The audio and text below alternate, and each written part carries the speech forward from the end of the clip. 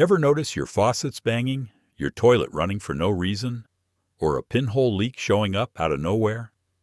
Chances are your water pressure is way too high, and there is a small valve most homeowners have never even looked at that is supposed to prevent all of that.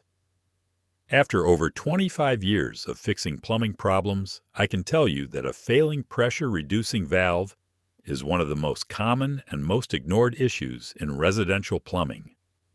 Today, I am walking you through 10 steps to test and replace your PRV yourself for around $50.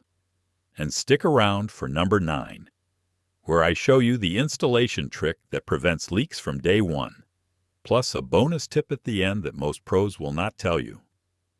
The first step in this process is understanding what a PRV does and why it fails. Your pressure-reducing valve is a bell-shaped brass fitting, usually sitting on your main water line right after it enters your house. Its entire job is to take the high-pressure water coming from the municipal supply, which can be anywhere from 80 to 150 pounds per square inch, and reduce it down to a safe range for your home. Most residential systems are designed to operate between 40 and 60 pounds per square inch. Anything above that starts putting stress on every single connection, valve, appliance, and fitting in your house. Now here is the thing most people do not realize. These valves do not last forever. The internal components, specifically the diaphragm and spring assembly, wear out over time. Sediment and mineral buildup accelerate the process, especially in areas with hard water.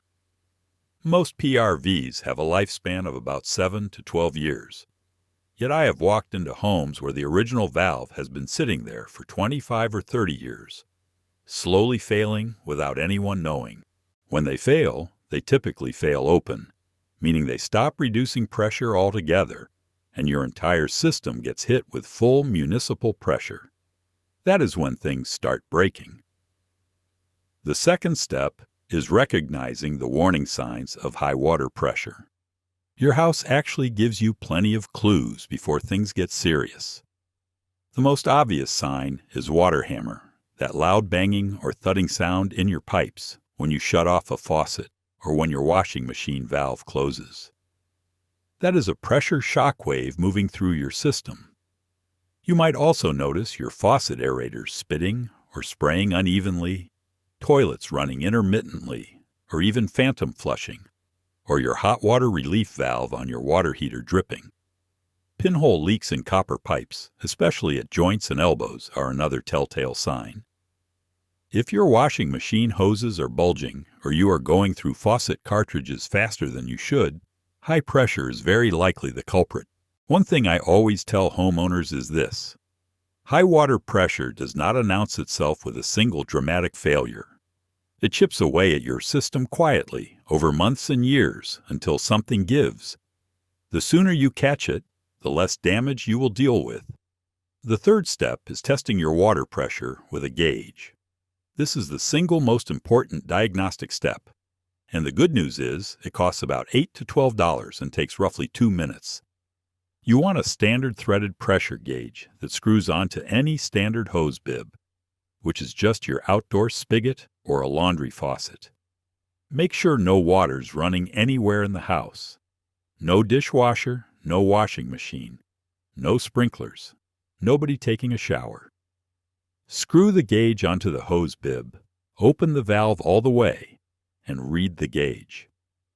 If you are seeing anything above 60 pounds per square inch, your pressure is too high. If you are seeing 80 or above, you need to act now because that kind of pressure is actively damaging your system. I recommend testing at different times of day too. Municipal pressure often spikes at night when demand on the system drops.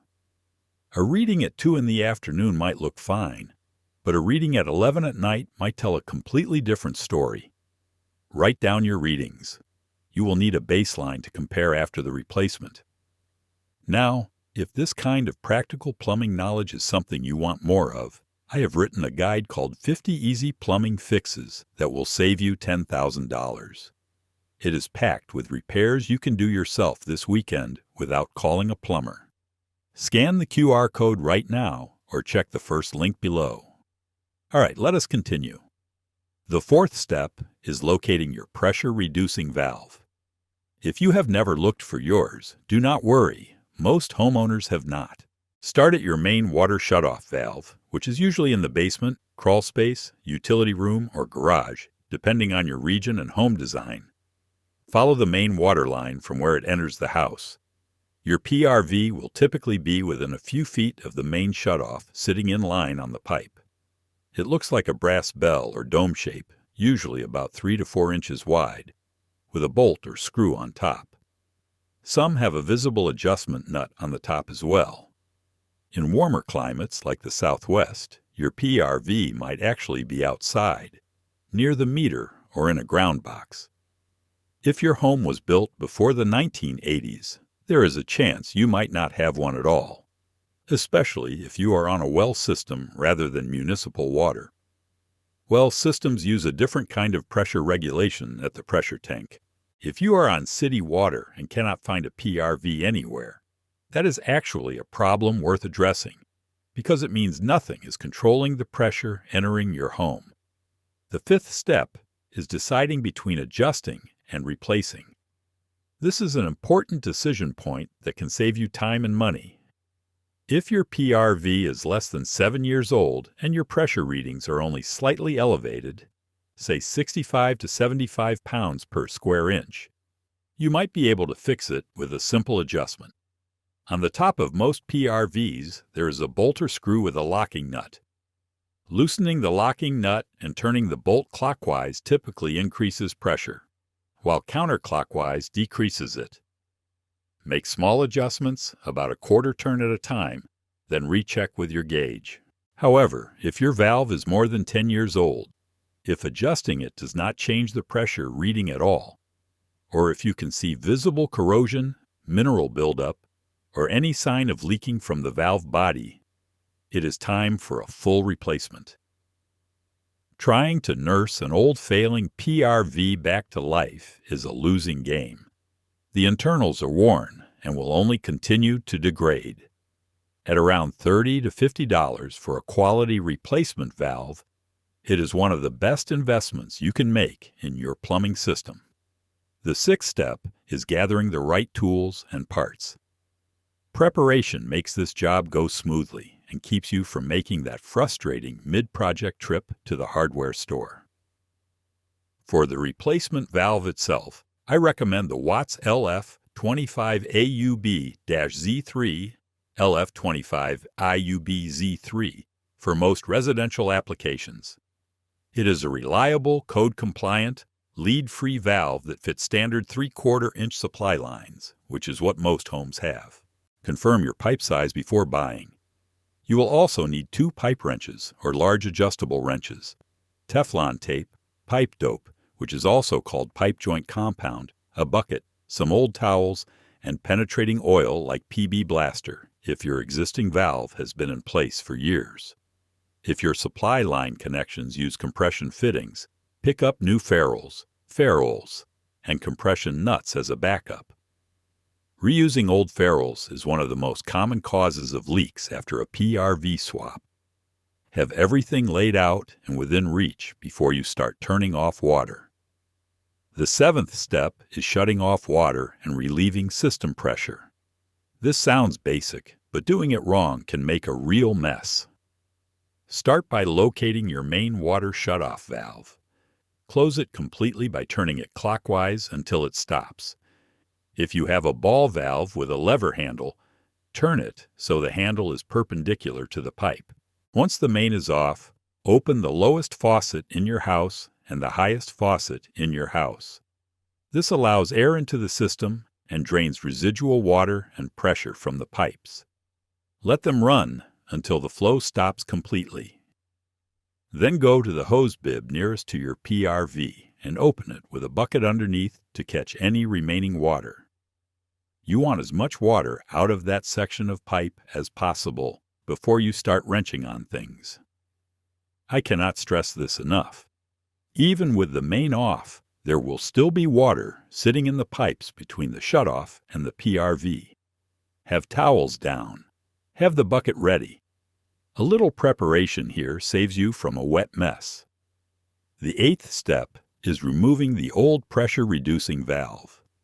This is the most physically demanding part of the job, so take your time and work smart.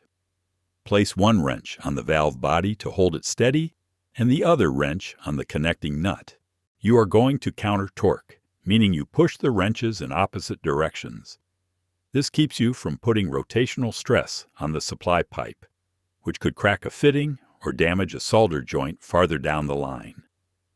If the valve has been in place for more than a few years, spray the connections with penetrating oil and let it sit for 10 to 15 minutes before you start. Old pipe dope and corrosion can make these connections incredibly stubborn. Once you break the first connection loose, unthread it and move to the other side. Keep the bucket under the work area because water will come out. Once the old valve is off, inspect the pipe threads carefully. You are looking for any damage, corrosion, or debris. Clean the threads with a wire brush or a rag.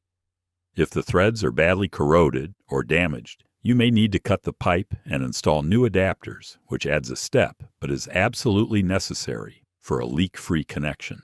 This is the step where patience makes all the difference. Rushing the removal is how supply pipes get damaged. The 9th step, and this is the critical one, is installing the new pressure-reducing valve. Before you even think about threading anything on, check the flow direction arrow on the new valve. Every PRV has a stamped arrow showing which direction water needs to flow through it. If you install it backwards, it will not regulate pressure at all and could actually cause problems. The arrow must point in the direction of water flow, meaning from the street side toward the house side. Now wrap the male pipe threads with Teflon tape. Wrap it clockwise when you are looking at the end of the thread, and go around at least 5 to 6 times. After the tape, apply a thin layer of pipe dope over the Teflon. This belt and suspenders approach is what prevents leaks. Using only tape or only dope is not as reliable as using both together. Thread the valve onto the supply line by hand first. Get it as tight as you can with your fingers before reaching for the wrenches. Then use your 2-wrench counter torque method again to snug it down. You want firm and tight, but do not over-tighten. Over-tightening brass fittings can crack them, and you will not notice until you turn the water back on. A good rule of thumb is 1 to 1.5 turns past hand tight with the wrenches. Make sure the valve is oriented so the adjustment bolt on top is accessible. You will need to reach it for the final pressure setting. The 10th and final step is setting the correct pressure and final testing. With everything connected, close all the faucets you opened earlier. Slowly turn your main water shutoff back on. And I mean slowly. Open it a quarter turn and wait. Listen for any hissing or spraying at the new connections. If you hear nothing, continue opening the shutoff gradually until it is fully open. Check every connection point on the new PRV for leaks. Use a dry paper towel and run it along each joint. If the paper stays dry, you are in good shape. Now connect your pressure gauge to the hose bib again and check your reading. Most experts recommend setting residential water pressure between 45 and 55 pounds per square inch. 50 is a great target for most homes. If your reading is too high or too low, adjust the bolt on top of the PRV. Remember, clockwise increases pressure, counterclockwise decreases it. Make small quarter-turn adjustments, then recheck the gauge. Once you hit your target pressure, tighten the locking nut to hold the setting in place. Run every fixture in the house for a minute, then go back and recheck your connections one final time. Check again after 24 hours. Some very slow leaks only show up after the system has been pressurized for a full day. All right, here is the bonus tip that pros actually use but rarely talk about. After you install a new PRV and set your pressure, install a thermal expansion tank on your water heater if you do not already have one. Here is why this matters. When your PRV is working correctly, it acts as a one-way valve. Water comes into your house, but it cannot push back out toward the street. That means when your water heater heats up and the water inside expands, that extra volume has nowhere to go. The pressure spikes inside your closed system, sometimes up to 150 pounds per square inch or more, right past the safety threshold. A thermal expansion tank absorbs that extra volume and keeps your system pressure stable. They cost about $30 to $45, mount right on the cold water line above your water heater, and take about 20 minutes to install. Without one, your brand new PRV is protecting you from street pressure, but nothing is protecting you from pressure spikes generated inside your own home. Most plumbing codes in the United States now require a thermal expansion tank whenever a PRV is installed. It is the other half of the equation that most homeowners never hear about. That wraps it up. If this was useful, you will love the full book. 50 step-by-step plumbing fixes with diagrams, all in one guide. Link is below. Hit subscribe so you do not miss the next video. Thanks for watching.